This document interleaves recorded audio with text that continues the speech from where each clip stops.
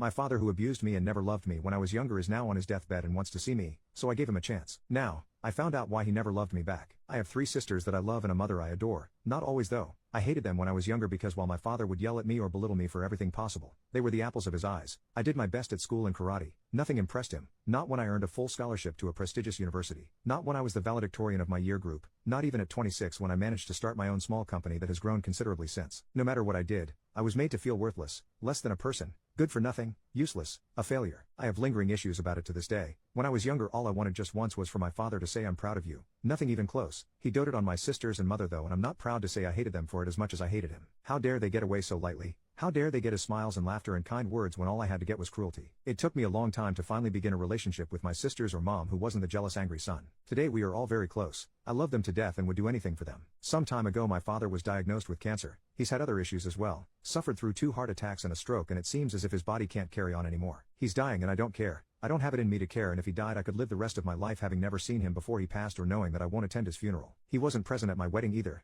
I did not invite him, which was very noticeable to many of my family members, but I didn't care. I'd found a woman who loved me and that I loved, and I wanted to share that day with the other important people in my life that I love or strongly like. My uncle was always sympathetic to my cases growing up. My father, his older brother, was an asshole to him, and he understood why I wouldn't want my father there even while other family members thought I should have still invited him. Here's the thing, he wants to see me. He probably has only a few months left and now wishes to see me. My wife, mother, and sisters all want me to pay a visit to him. Well, my wife thinks I should go just once. She isn't pressuring me. She knows my history with him and says if I decide not to go, that's it then. My mother and sisters, however, do think I should go and have all spoken to me several times in the past month about this. The only person who laid off bugging me about it is my older sister. I'm the second child. She's 34 and she was the one who said my father was a D to me from as far back as she or I can remember. My 2 other sisters are several years younger, 26, 25. We met recently to talk about it, my older sister and me, and for the first time in years I broke down crying. I literally just let it out. I told her I couldn't do it. I try to put everything in the past but I can't. I hate that man and what he did to me mentally. I can't forgive him and she says she understands. She said she'd speak to my mother and sisters, however my mother and sisters tend to be very pushy. Anyway, do you all think I should go at least once? Update,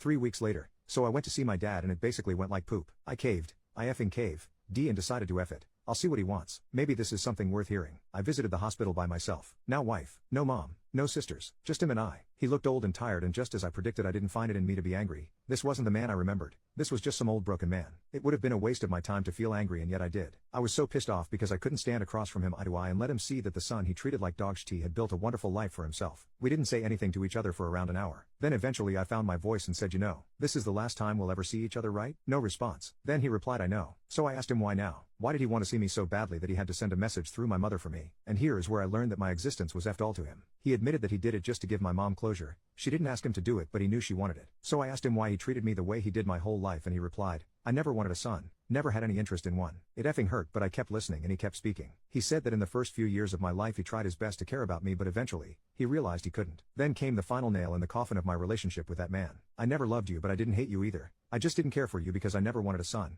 I wanted to give you up for adoption when you were younger, but your mother would never have forgiven me. So I did my best to push you aside, and you would always try and get my approval for stuff. I felt bad at times, but I just didn't care for you. By that time I was crying. A 31-year-old man left my dying father in his hospital room and went to my car crying. I could have gone my whole life not knowing that. F my mom, my sisters, my wife and my dad. I'm just so pissed right now. There was a part of me that hoped we would bury the hatchet. Nope. I just learned he never gave a F. I will never speak of my father again. I will not attend his funeral or visit his grave. When he dies I'll be at the bar drinking because the effer is gone from this world, and I will do everything I can to be the father he never was. Final update. I've got a ways to go still. I feel like yesterday opened up wounds I didn't even realize had never really healed, and I'll be talking to my wife about it, and most likely a professional as well. I won't cut my mom or sisters out. I am not angry at them. Their experiences with my father were different from my own, and I do not fault them for that. However, right now, the best thing for me is just to not be around them as much. So I don't think they'll be seeing/hearing from me for some time. Once again, I sincerely thank everybody. It was your comments and PMS that made me realize, yeah, it hurts like poop, but I can't let him have any more power over me. I'm in the prime of my life and I've built a nice life for myself. I don't need a dying man's approval anymore because I've done the best I could for so long without it anyway. So here's hoping things will get better soon.